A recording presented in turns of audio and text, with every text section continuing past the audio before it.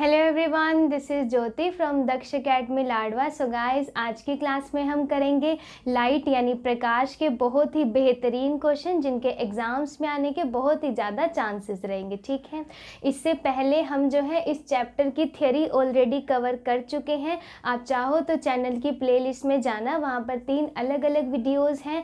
First is the introduction to light, another one is the reflection of light जिसमें plane mirror के बारे में बताया है, और तीसरी जो है आपकी स्कैटरिंग ऑफ लाइट। तो ये तीनों वीडियोस आप वहाँ से थियरी आप कवर कर सकते हो। यहाँ पर जो सेशन रहेगा इसमें जो है मैं आपको 1 लाइनर के फॉर्म में लाइट के जितने भी इम्पोर्टेंट क्वेश्चन बन सकते हैं वो यहाँ पर करवाऊंगी। ठीक है, तो सबसे पहला क्वेश्चन आता है, प्रकाश के अध्ययन को क्या कहा जाता है। मतलब कि साइंस की जिस ब्रांच में आप लाइट की स्टडी पढ़ते हो, प्रॉपर लाइट के बारे में पढ़ते हो, उसे कहा जाता है ऑप्टिक्स। क्या हो जाएगा?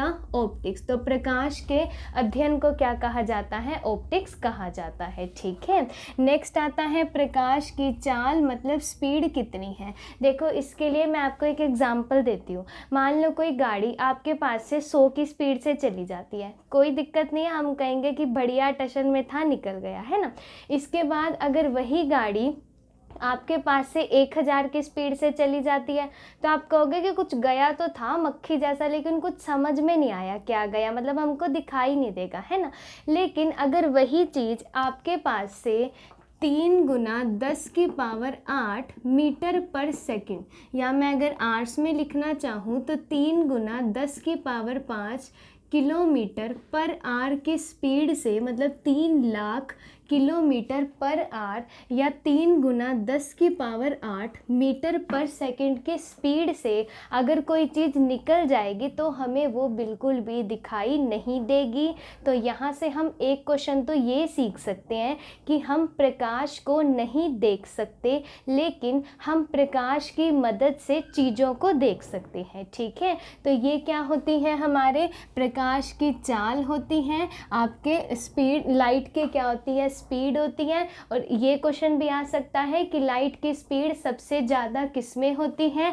तो याद रखना, लाइट की स्पीड सबसे ज़्यादा किस में होती है? वैक्यूम में, मतलब कि निर्वात में होती है, जहाँ ना हवा है ना पानी है, एयर कुछ भी नहीं है, वो आपका वैक्यूम, वहाँ पर क्या होती है, जो प्रकाश की चाल है वो सबसे ज़्यादा। बाकी हर एक, जैसे जल है, हर एक उसमें क्या होती है, प्रकाश की चाल अलग अलग होती है। तो आपको यहाँ से ये क्वेश्चन याद करना है, जो प्रकाश की चाल है वो सबसे ज़्यादा किस में होती है? तो निर्वात में होती है। और कितनी होती है? तो 3 गुना 10 की पावर 8 मीटर पर सेकेंड, या किलोमीटर में लिखना चाहो तो आप 5 कर दीजिएगा। ठीक है, नेक्स्ट क्वेश्चन आता है आपका कि सूर्य के प्रकाश को, मतलब अब जैसे जो सनलाइट आती है उसको धरती तक पहुंचने में कितना समय लगेगा। तो याद रखना 8 मिनट और 19 सेकंड का समय लगता है। ठीक है, सूर्य के प्रकाश को धरती तक पहुंचने में 8 मिनट। आप जो है साथ साथ इनके आंसर्स को लिखते चलिएगा, ठीक है, ताकि दिक्कत ना हो हमें पढ़ने में। तो 8 मिनट और 19 सेकंड का समय लगता है सूर्य के प्रकाश को धरती तक पहुंचने में। अब ये तो सूर्य का प्रकाश जाना है ना। अगर ये क्वेश्चन आ जाए कि चंद्रमा के प्रकाश को धरती तक पहुंचने में, तो ये भी याद रखना आपका 1 मिनट और 28 सेकंड लगते हैं। ठीक है, 1 मिनट और 28 सेकंड ये किसके लिए लगते हैं? आपका चंद्रमा के प्रकाश को धरती तक पहुंचने में, और सूर्य के प्रकाश को धरती तक पहुंचने में तो 8 मिनट और 19 सेकंड आपका आ जाएगा। ठीक है, नेक्स्ट क्वेश्चन आता है दृश्य किरणें। दृश्य किरणों का मतलब है विजिबल रे। अच्छा, ये क्वेश्चन पेपर में एक बार आया था कि प्रकाश के लिए आप किरण वर्ड का क्यों यूज़ कर रहे हो, है ना। आप जो है रे शब्द का क्यों यूज़ कर रहे हो। देखो, आप मैथ में पढ़ते हो 3 चीज़ें होती हैं, लाइन मतलब रेखा, रे मतलब कि किरण, और तीसरी लाइन सेगमेंट मतलब कि रेखाखंड, है ना। तो रेखा का तो क्या मतलब होता है कि हमें नहीं पता कहाँ से पॉइंट शुरू होगा और कहाँ जाके ख़त्म होगा, है ना। तो देखो, रेखा की अगर मैं बात करूँ, लाइन की इनिशियल पॉइंट कहाँ से शुरू होगा और फाइनल पॉइंट कहाँ, ये एरो लगी होती है ना, हमें नहीं पता, ना हमें इनिशियल पॉइंट पता, ना हमें फाइनल पॉइंट पता, उसे तो आप कहते हो रेखा, मतलब कि लाइन। आपका किरण क्या हो जाता है, रे, जिसमें ये हमें पता है चीज़ें शुरू कहाँ से हुई, लेकिन ये हमें नहीं पता कि वो ख़त्म कहाँ पर होगी। ठीक है, तो लाइट इज़ अ रे, तो याद रखोगे लाइट क्या हो जाती है, रे हो जाती है। एक तीसरा याद रखना यहाँ से, रेखाखंड क्या हो जाएगा, रेखाखंड। रेखाखंड का मतलब है लाइन सेगमेंट, कि हमें ये भी पता है शुरू कहाँ से हुई है और ख़त्म कहाँ से, ये भी पता है। तो आंसर करोगे अगर आ जाता है प्रकाश क्या है, रेखा है, किरण है, रेखाखंड है, तो क्या आंसर करोगे, प्रकाश क्या है, एक रेखा। आपका ये क्या है, किरण है, मतलब कि रे है। ठीक है, नेक्स्ट देखो क्वेश्चन था कि इनकी तरंगदैर्ध्य, इनकी वेव लेंथ कितनी होती है।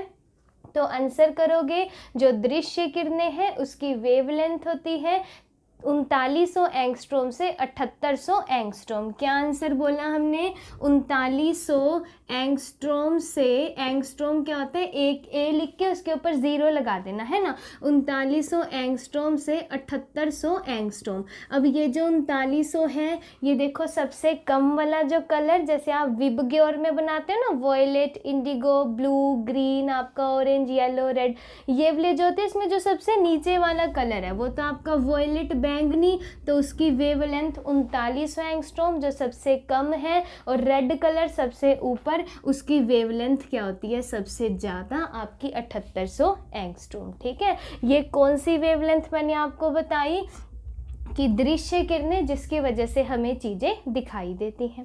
नेक्स्ट आता है, देखो क्वेश्चन है कि जो आसमान का रंग है वो नीला क्यों दिखाई देता है। तो याद रखोगे जो आसमान का रंग है वो नीला क्यों दिखाई देता है, तो आपके प्रकाश का प्रकीर्णन।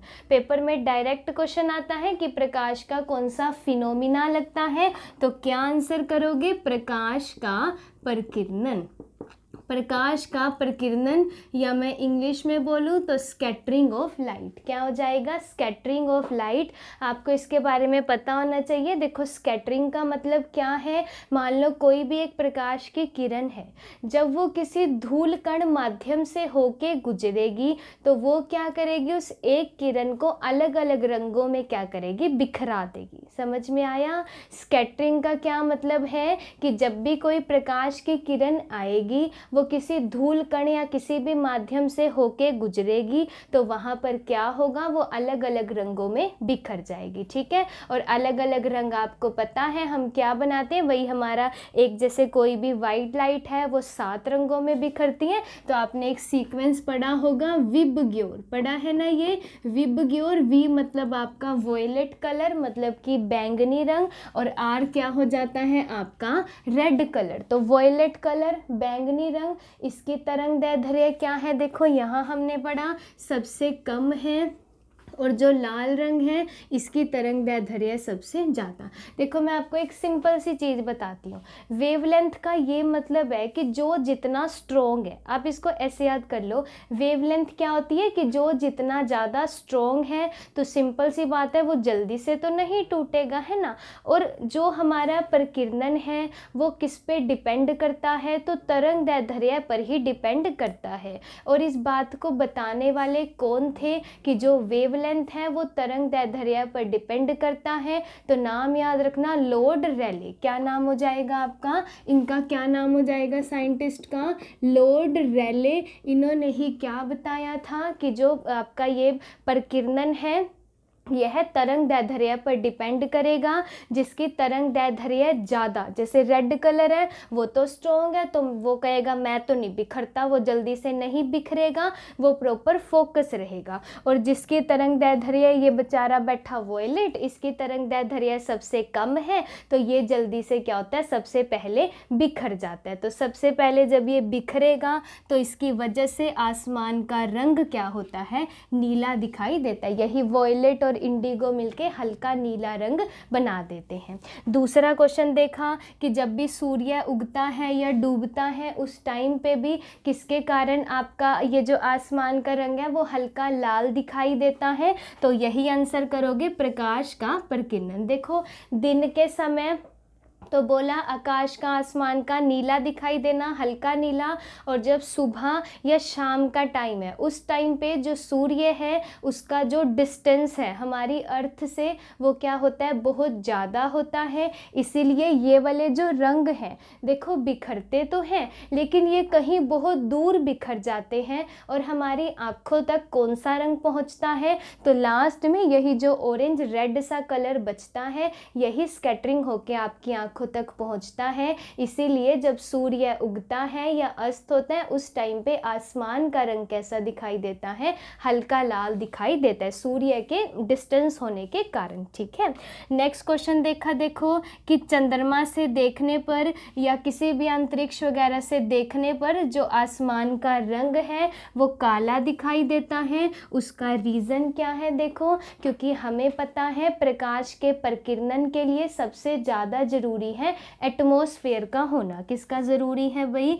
एटमॉस्फेयर का होना, वातावरण का होना। अब जो हमारा चंद्रमा है उस पे तो एटमॉस्फेयर ही नहीं है, उस पे वातावरण ही नहीं है, तो यहाँ से जो है स्कैटरिंग मतलब कि प्रकीर्णन जो है वो नहीं हो पाता। इसीलिए अगर आप चंद्रमा से कोई चीज़ देखते हो, आसमान को देखते हो, तो वो कैसा दिखाई देता है, काला दिखाई देता है। इसके बाद अगला क्वेश्चन हमने पढ़ा खतरे का रंग लाल क्यों दिखाई देता है, क्योंकि देखो रेड कलर की वेवलेंथ तरंगदैर्ध्य सबसे ज़्यादा है, इसीलिए ये तो बिखरेगा ही नहीं, है ना, ये नहीं बिखरेगा, एक जगह पे ये फोकस रहेगा, इसीलिए जो खतरे का रंग है वो लाल होता है। रीज़न वही हो जाएगा प्रकाश का प्रकीर्णन। ठीक है, आई होप जितने पॉइंट बताए हैं स्कैटरिंग ऑफ लाइट से वो सारे समझ आ गए होंगे। स्कैटरिंग डिपेंड किस पे कर रहा है, आपका वेवलेंथ पे। बताने वाले कौन थे, ये लॉर्ड रेले। ठीक है, नेक्स्ट क्वेश्चन आता है देखो कि तारों का टिमटिमाना ये प्रकाश की कौन सी घटना कहलाती है, तो याद रखना प्रकाश का अपवर्तन क्या कहलाता है, प्रकाश का अपवर्तन मतलब कि रिफ्रैक्शन ऑफ लाइट। क्या कहलाता है यह, रिफ्रैक्शन ऑफ लाइट। रिफ्रैक्शन क्या होता है, देखो जब भी कोई प्रकाश है वो एक माध्यम से दूसरे माध्यम में जब वो जाता है तो उसे क्या कहा जाता है, रिफ्रैक्शन ऑफ लाइट। मतलब इसके लिए हमें क्या चाहिए होता है, एक ट्रांसपेरेंट मटेरियल चाहिए होता है ताकि जो प्रकाश है वो एक माध्यम से दूसरे माध्यम में जाता है तो वो चेंज सा हो जाता है ना। जैसे मान लो अगर मैं आपको सिंपल एक एग्जांपल से बताना चाहूँ तो देखिएगा, इस तरीके से मान लो यहाँ पर हमने एक माध्यम बनाया, कोई भी एक ट्रांसपेरेंट मटेरियल लिया, ऊपर यहाँ पर मान लो हमने यहाँ पर ले लिया एयर। एयर क्या होता है आपका, विरलन, यानी आपने रेयरर मीडियम ले लिया। कैसा मीडियम ले लिया, रेयर। और यहाँ पर आपने ले लिया वाटर। वाटर क्या है, एयर से तो भारी है, डेंसर है, मतलब कि यहाँ पर आपने कैसा माध्यम लिया, सघन मतलब कि डेंसर, है ना। सघन मतलब आपका डेंसर, एयर मतलब आपका विरलन। अब आपने यहाँ से क्या सीखना है, मैं आपको सिंपल एक एग्जांपल से बताती हूँ। मान लो कोई खाली रोड है, उस पर हम स्कूटी चला रहे हैं ना, तो अगर बिल्कुल खाली खुली सड़क दिखती है तो वहाँ पे स्पीड क्या हो जाती है, ज़्यादा हो जाती है। अगर टाइट सड़क होती है तो स्पीड क्या हो जाती है, कम हो जाती है। तो सेम केस हमारा यहाँ पर है। इसके लिए बस आपको इतना याद रखना है कि जो लाइट की स्पीड है वो एयर में, हवा में क्या होगी, वो ज़्यादा होगी as compared to the denser जो भी हमने सघनन माध्यम लिया है। तो देखो यहाँ पर एयर में यहाँ पे लाइट की स्पीड थी ऐसे, यहाँ पे हमने अभिलंब नॉर्मल बनाया। जैसे ही जो स्पीड ये लाइट है ये आपका विरलन से सघनन में जाएगी, सघन में जाएगी, मतलब रेयर से आपका किसमें, सघन में जाएगी, रेयर से डेंसर में जाएगी। तो हमने बताया टाइट रास्ता आया तो स्पीड क्या होगी, कम होगी। इसीलिए जैसे ही वो विरलन से सघन में आएगी तो इसकी स्पीड कम हो जाएगी और ये नॉर्मल की तरफ क्या हो जाएगी, बेंड हो जाएगी। मतलब ये जो अभिलंब बनाया इसकी तरफ यह झुक जाती है। ठीक है, और अगर आपके पास ये केस आ जाता है इस बार मान लो ऊपर यहाँ पे हमने डेंसर ले लिया मतलब सघन ले लिया, और यहाँ पे हमने रेयरर ले लिया मतलब कि विरलन ले लिया। अब जैसे ही प्रकाश की किरण यहाँ पर आएगी, देखो अभी देखो वो डेंसर में है, टाइट रास्ता था, जैसे ही वो विरलन में आएगी, खुली सी जैसे सड़क आई, वहाँ पे स्पीड क्या कर लेंगे, तेज कर लेंगे। तो ये स्पीड इसकी यहाँ रेयर में आते ही बढ़ जाएगी, और ये जो है अपना नॉर्मल से दूर जो है वो निकल जाएगी। ठीक है, तो ये क्वेश्चन बहुत ही ज़्यादा इम्पोर्टेंट और बहुत अच्छे लेवल का क्वेश्चन है। अगर पेपर में ये क्वेश्चन आता है कि जब भी जो प्रकाश है वो विरलन से सघनन माध्यम में जाता है, तो बताओ उसकी स्पीड क्या होगी। ऑप्शन आता है बढ़ेगी, घटेगी या सेम रहेगी। तो याद रखना विरलन से सघन में जाने पर उसकी जो स्पीड है वह कम हो जाएगी, और अगर आपका सघन से विरलन खुले उसमें रास्ते में जा रही है तो स्पीड क्या होगी, बढ़ जाएगी। ठीक है, तो ये रिफ्रैक्शन होता है जब एक माध्यम से दूसरे माध्यम में जाता है। यहाँ पर क्या है, देखो तारों का टिमटिमाना, क्योंकि हमें पता है वायुमंडल की बहुत सारी परतें हैं, हर एक का घनत्व क्या है, अलग अलग है। तो जब प्रकाश इन घनत्व में से गुजरता है तो वो क्या करती है, जो ये प्रकाश होता है यहाँ पे बदलता रहता है, कभी ज़्यादा दिखाई देता है, कभी कम दिखाई देता है। तो तारों के टिमटिमाने का भी यही कारण हो जाएगा आपका प्रकाश का अपवर्तन, की जो प्रकाश है उसकी जो ये स्पीड है ये क्या होती है, बदलती रहती है, क्योंकि जो वायुमंडल की परतें हैं उनका घनत्व सबका बराबर नहीं है। ठीक है, नेक्स्ट आता है, देखो मैं आपको एक ट्रिक बताती हूँ। जितने भी पानी वाले एग्जाम्पल आएंगे ज़्यादातर, और जितने भी ऐसे एग्जाम्पल आएंगे कि जिनमें कुछ उनकी वास्तविक पोजीशंस है वो कुछ ऊपर उठा दिखाई दे रहा है, कुछ भी इस तरीके से, वहाँ पर आप क्या आंसर करोगे, प्रकाश का अपवर्तन। ठीक है, जैसे हमने लिखा है कि पानी से भरा कोई बर्तन है तो उसमें आप सिक्का डाल दो तो वो सिक्का अपनी पोजीशन से ऊपर उठा दिखाई देता है। रीज़न वही आ जाएगा, प्रकाश का अपवर्तन मतलब कि रिफ्रैक्शन ऑफ लाइट। क्यों, क्योंकि पहले देखो ऊपर हवा वाला मीडियम था, जैसे ही सिक्का उसमें गया उसकी पोजीशन क्या हो जाती है, चेंज हो जाती है, तो वो अपने तल से ऊपर उठा दिखाई देता है। इसी तरीके से अगला बढ़िया एग्जाम्पल है, इम्पोर्टेंट है, कि जल के अंदर अगर कोई मछली है वो अपनी वास्तविक गहराई से थोड़ी ऊपर उठी दिखाई देती है।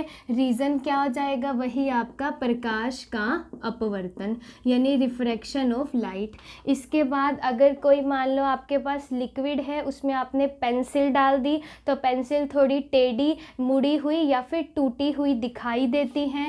रीज़न क्या आ जाएगा, यही प्रकाश का अपवर्तन। ठीक है, ये 3-4 एग्जाम्पल याद करने हैं। इसके बाद एक और एग्जाम्पल आप यहाँ से याद कर सकते हो, जैसे आपने किसी पेपर पे कुछ लिखा और उसके ऊपर आपने ग्लास स्लेब रख दी, तो वो जो अक्षर हैं वो अपनी पोजीशन से थोड़े ऊपर उठे हुए क्या होते हैं, दिखाई देते हैं। रीज़न क्या हो जाएगा, यही प्रकाश का अपवर्तन। ठीक है, इसके बाद एक और आप एग्जाम्पल यहाँ से याद रख सकते हो कि जो पानी है जितनी उसकी गहराई है वो उससे थोड़ा कम गहरा प्रतीत होता है। पानी अपनी गहराई से थोड़ा कम गहरा प्रतीत होता है। रीज़न वही आ जाएगा, प्रकाश का अपवर्तन। यकीन मानो ये इतना ज़्यादा इम्पोर्टेंट है कि एक आधा क्वेश्चन यहाँ से ज़रूर आता है। ठीक है, इसके बाद नेक्स्ट क्वेश्चन आया, देखो हीरे का चमकना। वैसे हीरा क्या है, कार्बन का एक फॉर्म है, और कार्बन क्या है, नॉन मेटल है, और नॉन मेटल में चमक नहीं होती, लेकिन फिर भी हीरा चमकता है। तो रीज़न क्या है, ऑप्टिकल फाइबर मतलब कि प्रकाशीय तंतु। हीरे का चमकना क्या हो जाएगा, ऑप्टिकल फाइबर प्रकाशीय तंतु। अच्छा, यहाँ से ना एक बहुत ही बढ़िया क्वेश्चन याद रखना कि ऑप्टिकल फाइबर में होता क्या है। जो प्रकाश है ना यह विरल माध्यम से सघनन माध्यम में प्रवेश करता है। क्या आ जाए, ये जो प्रकाश होता है यह सघन माध्यम से मतलब डेंसर मीडियम से विरल मीडियम में, रेयरर मीडियम में एंटर करता है। बहुत अच्छा क्वेश्चन है। ये क्वेश्चन आता है ऑप्टिकल फाइबर के केस में क्या होगा, तो जो प्रकाश है वो आपका सघन मतलब डेंसर मीडियम से रेयरर मीडियम हमेशा विरल माध्यम में क्या करेगा, एंटर करेगा। नेक्स्ट लिखा रेगिस्तान में मरीचिका का बनना, तो ये भी आपका किस पर बेस्ड है, ऑप्टिकल फाइबर पर। किस पर हो जाएगा, ऑप्टिकल फाइबर। इसके बाद नेक्स्ट लिखा कांच का जो थोड़ा टूटा हुआ भाग होता है वो चमकता हुआ दिखाई देना, reason is that optical fibre. ठीक है, एक और लास्ट क्वेश्चन आता है, जैसे एंडोस्कोप हो गया। एंडोस्कोप का क्या मतलब होता है, शरीर के अंदर जो कुछ भी चल रहा है, कोई डिसीज है, कहीं पे पेन है, कुछ तकलीफ है, तो डॉक्टर किसके हेल्प से देखता है, एंडोस्कोप। तो ये एंडोस्कोप भी किस प्रिंसिपल पर बेस्ड है आपका, ऑप्टिकल फाइबर पर। किस पर, ऑप्टिकल फाइबर।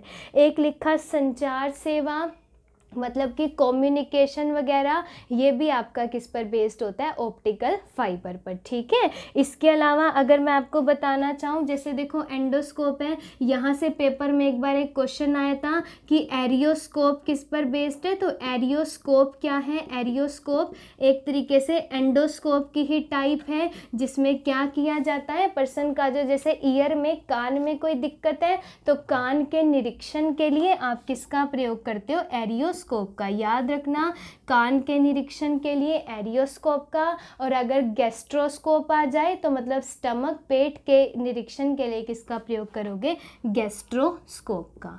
गैस्ट्रोस्कोप का किसके लिए आ जाएगा आपका, स्टमक मतलब कि पेट के निरीक्षण के लिए किसका आ जाएगा आपका, गैस्ट्रोस्कोप का। और एक और याद रखना ब्रोंचोस्कोप, तो ब्रोंचोस्कोप का किसके लिए आ जाएगा, ब्रोंचोस्कोप। तो ब्रोंचोस्कोप हो जाएगा गले या फिर फेफड़ों के निरीक्षण के लिए किसका आ जाएगा आपका, ब्रोंचोस्कोप का। ठीक है, 3 बताए मैंने आपको एंडोस्कोप में, एक तो एरियोस्कोप आपका ईयर के निरीक्षण के लिए, गैस्ट्रोस्कोप आपका स्टमक के निरीक्षण के लिए, और ब्रोंचोस्कोप हो जाएगा गले व फेफड़ों के निरीक्षण के लिए। ठीक है, आई होप आपको क्लास अच्छी लगी हो, वीडियो अच्छी लगी हो, तो लाइक शेयर एंड कमेंट कीजिएगा। चैनल पर नए हैं तो सब्सक्राइब करना मत भूलिएगा and press the bell icon, ताकि सभी वीडियोस की नोटिफिकेशन टाइम टू टाइम मिलती रहे। Thank you, thanks for the watching.